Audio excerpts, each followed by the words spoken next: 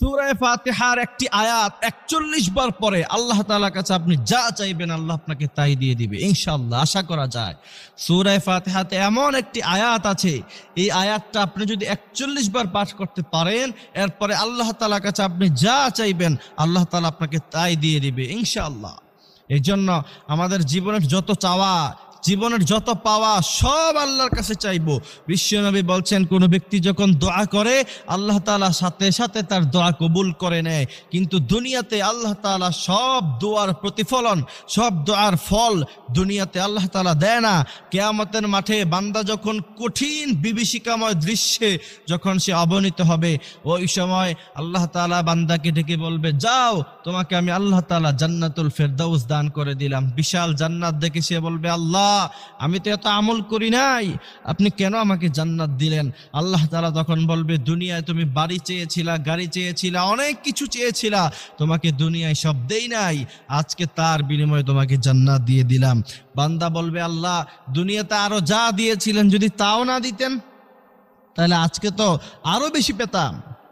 এই জন্য আমার প্রিয় ভাইরা, আমরা দোয়া করতে করতে অনেক সময় ক্লান্ত হয়ে যাই। তবে দোয়ার জন্য পূর্ব শর্ত হচ্ছে হালাল খেতে হবে। দোয়ার জন্য পূর্ব শর্ত হচ্ছে মানুষের হক মারা যাবে না। দোয়ার জন্য পূর্ব শর্ত হচ্ছে আপনাকে ৫ ওয়াক্ত নামাজি হতে হবে, তাহলে আল্লাহ তাআলা আপনার দোয়া কবুল করবে।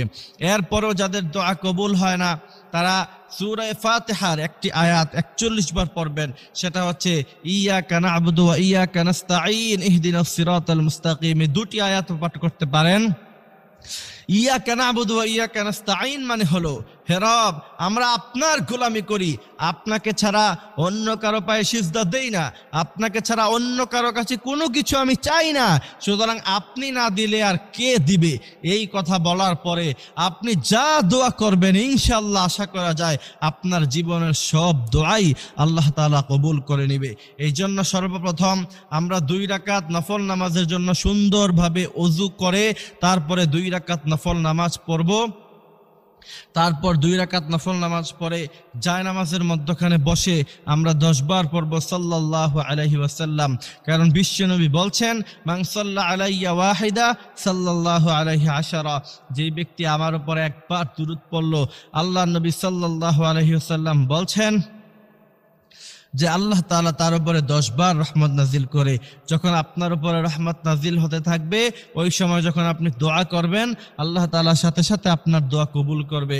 এরপরে আপনি পড়বেন ইয়াকা না'বুদু ওয়া ইয়াকা নাস্তাঈন ৪১ বার পড়ার পরে এরপরে আল্লাহ তাআলার কাছে হাত উত্তোলন করে আপনি দোয়া চাইবেন, দোয়া করবেন, জীবনের যা চাওয়ার সব চাইবেন, আল্লাহ তাআলা সব পূরণ করে দিবে।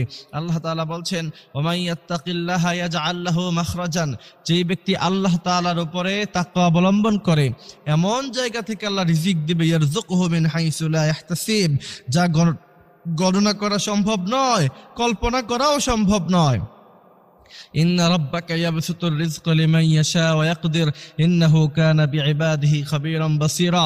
আল্লাহ তাআলা বলছেন, আমি যাকে চাই লিমান ইয়াশা ওয়া ইয়াকদির, যত চাই তত দেই। কেউ আল্লাহকে প্রশ্ন করার মতো অথরিটি রাখে না। আল্লাহ তাআলা আমাদেরকে তিনার কাছে চাওয়ার মতো তৌফিক দান করুক, আমিন।